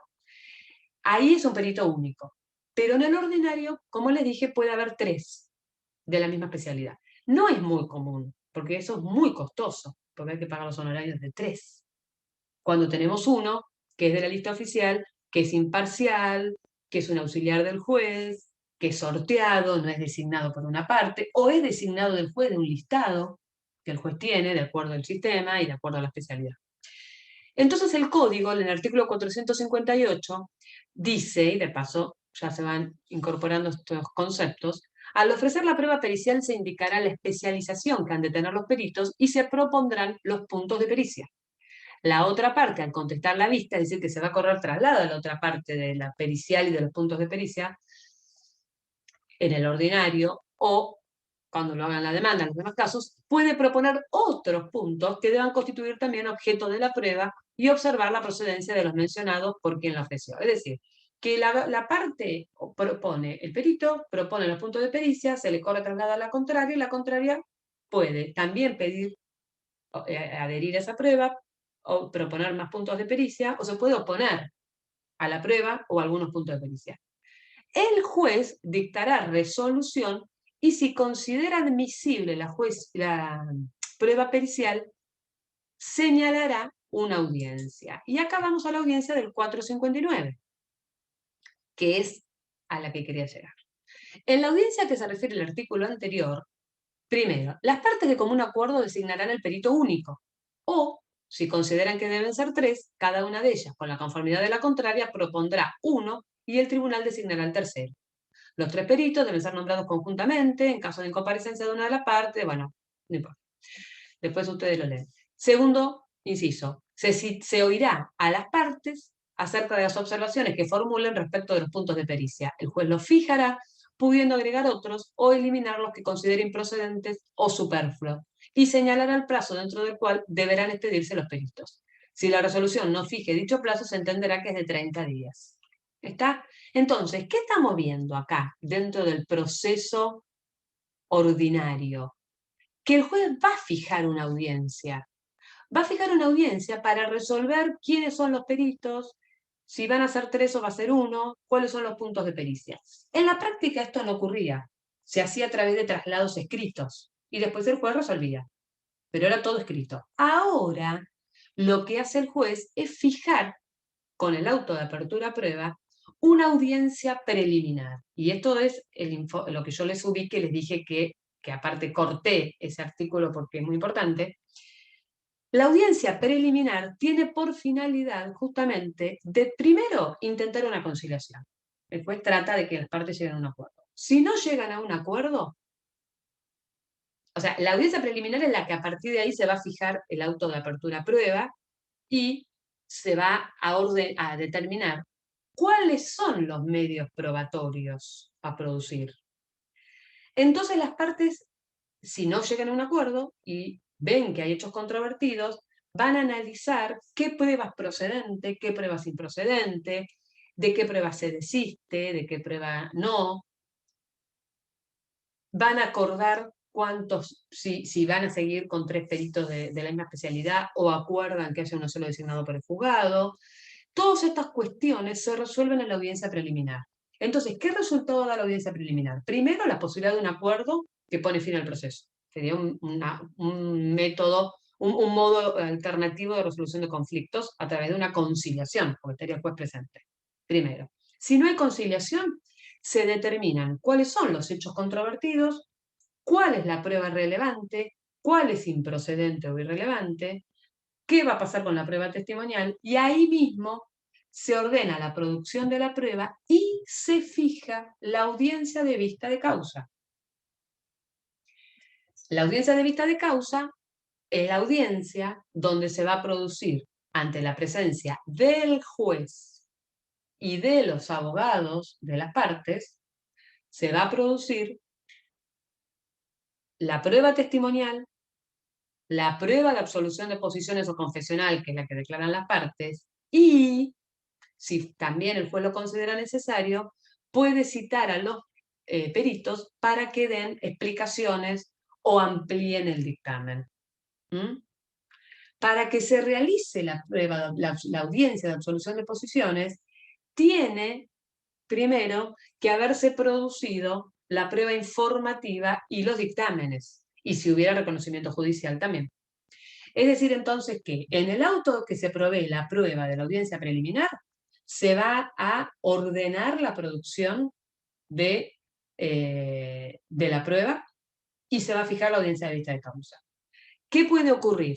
Esto estamos hablando de un civil y comercial, ¿no? ¿Qué puede ocurrir? Que en la audiencia de vista de causa, cuando se realiza, todavía no está toda la prueba producida, en cuyo caso después de la audiencia de vista de causa se producirá la prueba que queda pendiente y después entonces se darán los alegatos, o puede ocurrir que para la audiencia de vista de causa ya esté toda la prueba producida. Entonces, después de la audiencia de vista de causa, puede ocurrir que ya pase a resolverse, a dictarse sentencia.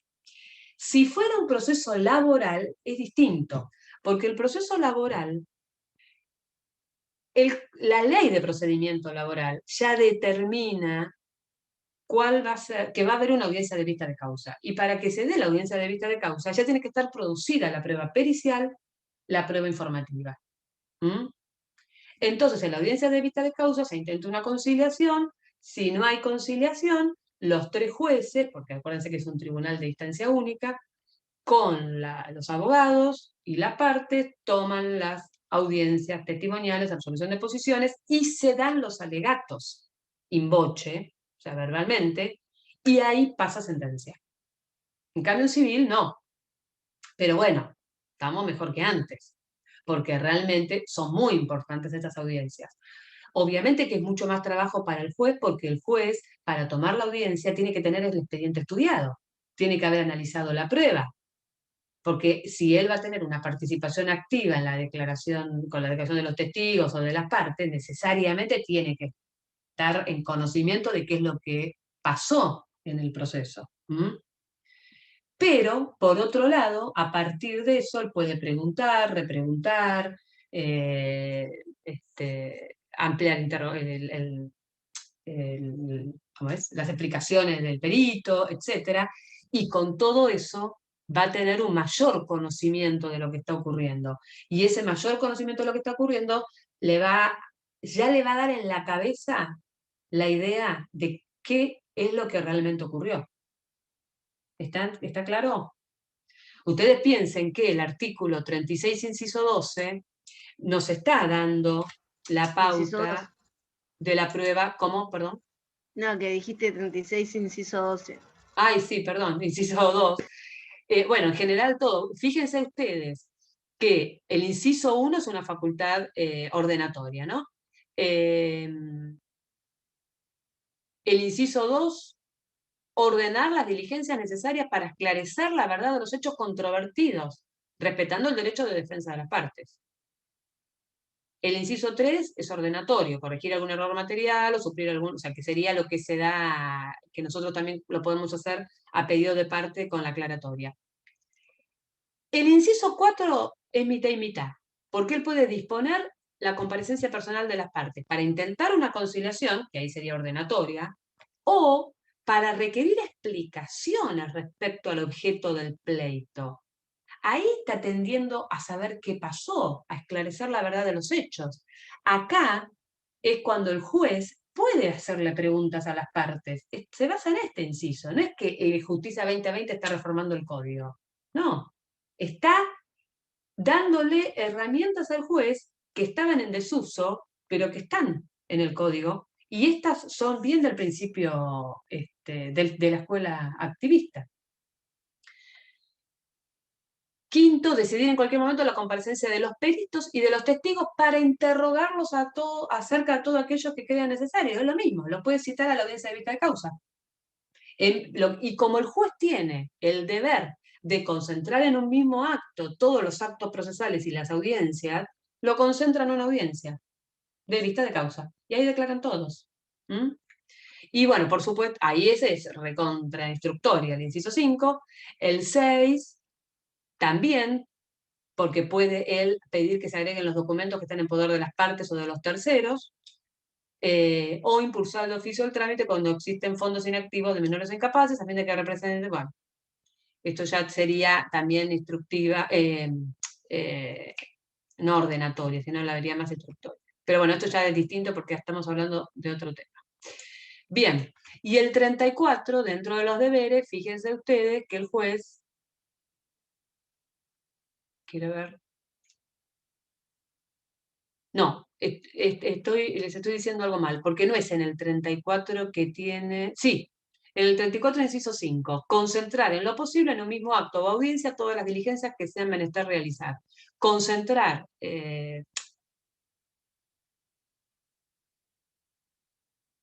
no, porque había otro. No, hay otro, pero que está en otra parte de testigos.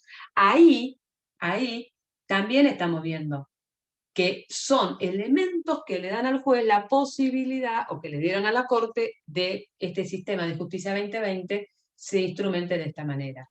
Y la realidad es que es muy eficiente. Sí. Perdón que interrumpa, también sería el 34 inciso primero cuando dice asistir a las audiencias de prueba bajo pena de nulidad cuando lo requieran las partes. Sí, pero acá es cuando las partes se lo pidan, pero sí, estaría, porque Pero acá no lo también pedirían podría las ser un partes. ejemplo de activismo, porque las partes lo están pidiendo. O sea, es como una medida que hacen las partes para acelerar el Tenés proceso. razón, está buena, está bien lo que decís, me gusta, está bien. Hay Gracias. cosas que vamos a tener dudas y que vamos a analizar y que podemos opinar diferente, pero es importante porque ahora yo creo que el artículo 34 y el artículo 36, que no sé si ustedes le dieron mucha bolilla cuando lo estudiaron, creo que ahora, analizando el proceso, tiene otra relevancia, ¿o no? Sí, porque amplía un montón las capacidades del juez, las facultades. Claro, O y sea, aparte da otra entender visión mejor, totalmente distinta. exactamente, y entender mejor el proceso. Bueno, ¿preguntas? Además, en esos artículos se encuentran mayoritariamente consagrados los principios que deben Exactamente, garantizarse en un proceso. exactamente. No, estos artículos habría que estudiarlos al principio y al final, porque realmente con mayor conocimiento del proceso se entiende todo mucho más de cómo tramita el proceso, qué es lo que hace el juez. Así que, bueno, no los pierdan de vista. Bien, yo estoy un poquito preocupada con los tiempos, pero porque en principio estoy viendo que nos quedan 2 clases.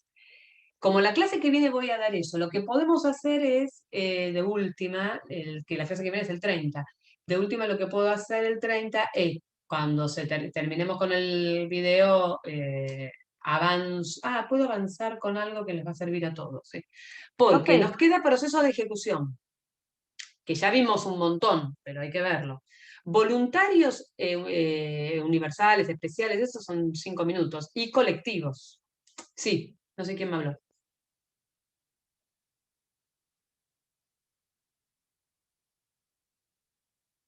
¿Alguien dijo profe?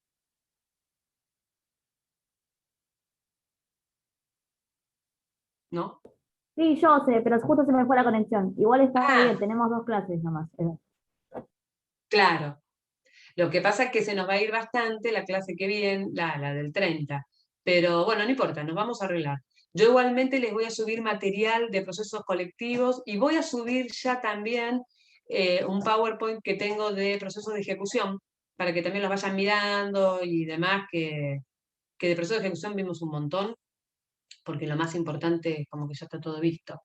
Vayan estudiando, ¿ven? No se queden hasta último momento. O sea, si tienen 10 minutos más, ¿tienen 10 minutos más o no? Si tienen, les doy un par de cositas de procesos especiales y voluntarios y ya terminamos con eso. ¿Eh? Y nos vamos sacando temas. ¿Les parece? Es rápido, porque está muy vinculado con cosas que ya vimos. Cuando hablamos de procesos voluntarios, acuérdense ustedes todo lo que estudiamos para jurisdicción voluntaria. Estamos hablando de procesos donde no hay controversia. No hay conflicto de intereses entre dos sujetos para resolver. Hay incertidumbre jurídica, hay necesidad de dar nacimiento, hay necesidad de extinguir una relación o vinculación o situación jurídica. Y para eso se requiere del juez. Pero no hay conflicto. Como no hay conflicto, no hay partes. Hay peticionarios o peticionantes. ¿Y qué formulan? ¿Peticiones contenciosas? No. ¿Formulan pretensiones? No. Formulan peticiones extracontenciosas.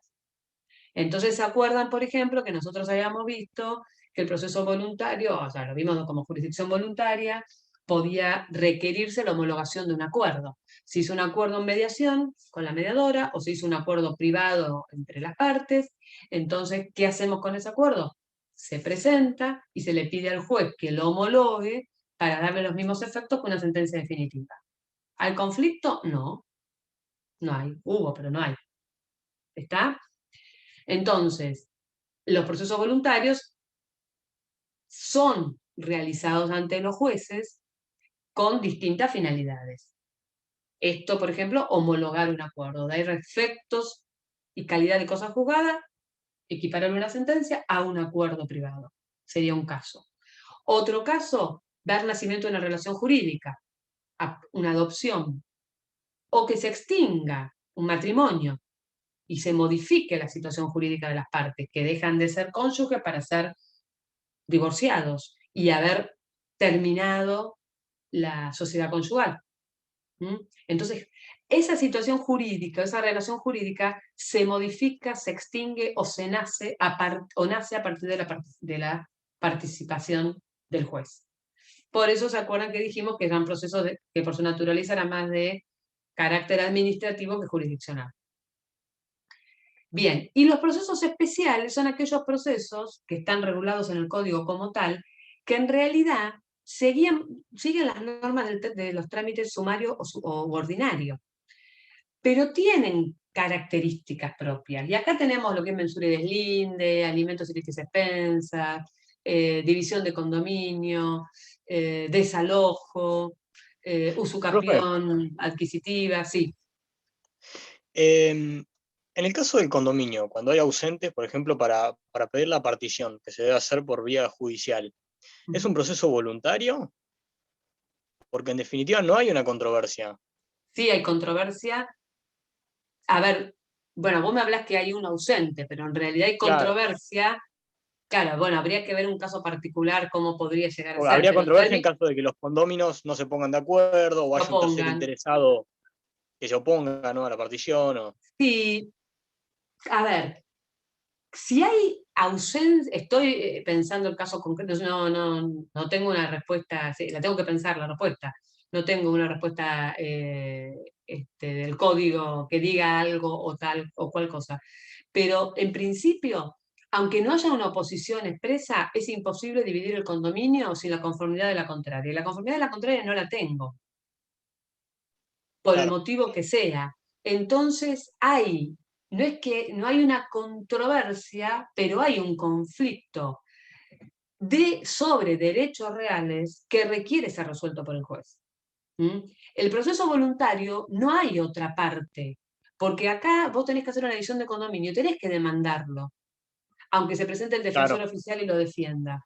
En cambio, si vos estás pidiendo, por ejemplo, una rectificación de una partida de nacimiento porque está mal un nombre o un apellido o una fecha, no hay conflicto. Lo que necesitas es que modifique el acta donde tenés mal el nombre. Entonces no hay una contraparte. Y acá sí hay una contraparte. Porque acá o sea, no hay un conflicto, pero sí hay un conflicto, hay una incertidumbre jurídica. Porque la parte, el condómino no puede partir solo. ¿Está? Claro, sí, muy claro. Entonces, en este tipo de procesos especiales, tienen particularidades propias que por eso los hacen ya ser especiales. Entonces, si hablamos del desalojo, hay que hacer una intimación previa o que tenga ahora la jurisprudencia entiende que la notificación de la demanda tiene el efecto de la intimación, o sea que si la persona cuando llega la cédula entrega las llaves, no tiene que pagar las costas del juicio. Pero antes se exigía que hubiera una intimación previa extrajudicial. Pero en una usucapión adquisitiva, una usucapión, que sería una prescripción adquisitiva, cuando una persona adquiere el dominio de un bien inmueble con el transcurso del tiempo, cuando tiene ánimos y dominos, o sea, que se siente dueño y ejerce actos como dueño, y fue ininterrumpida durante 20 años o más esa posesión, acreditando todo esto. Y acá uno también podría decir, bueno, pero no hay controversia, el dueño está desaparecido, está muerto, no tiene heredero. No hay controversia, pero la realidad es que hay que hacer un juicio contra el titular registral. Y alguien tiene que actuar defendiendo los intereses de este. Entonces, es un proceso controvertido, pero especial, que requiere de, por ejemplo, un plano de mensura y deslinde hecho por un agrimensor. Sin eso no se puede iniciar. O sea, un plano para usucapir, un plano especial que hace un agrimensor. Bueno, y así estos procesos especiales. Entonces, lo que tienen que saber es eso, que las normas son las del proceso de conocimiento. O sea, todos los procesos que no sean de ejecución tienen la base del proceso de conocimiento. Todos. Puede tener algún acto más, algún acto menos, puede estar adecuado, puede ser, por ejemplo, reducido, los plazos, el sumarísimo, pero la estructura termina siendo el proceso, hasta un incidente, un reclamo, un traslado, una contestación, prueba y sentencia. ¿Está? Así que bueno, eso se los quería decir para que lo tengan presente y ya tener el tema sabido. ¿Y qué otra cosa? Bueno, no, nada, nos quedarían los procesos colectivos que les voy a subir también material y los de ejecución. Porque si no, la otra es dejar, estoy pensando, para la última clase, lo que pasa es que tengo que ver con la otra comisión como... No, pero vamos a llegar, vamos a llegar. Si ustedes llevan la materia al día, no van a tener problema. O si van adelantando lectura. ¿Está? Bueno, ¿preguntas? ¿Nada? Bueno, gracias por los 15 minutitos que me dieron de más. Que tengan buen fin de semana largo y nos vemos en unos días. Gracias, igualmente. Chao, profe. Buenas tardes. Chao, profe. chicos. Chao. Gracias, profe. Adiós. Chao a todos.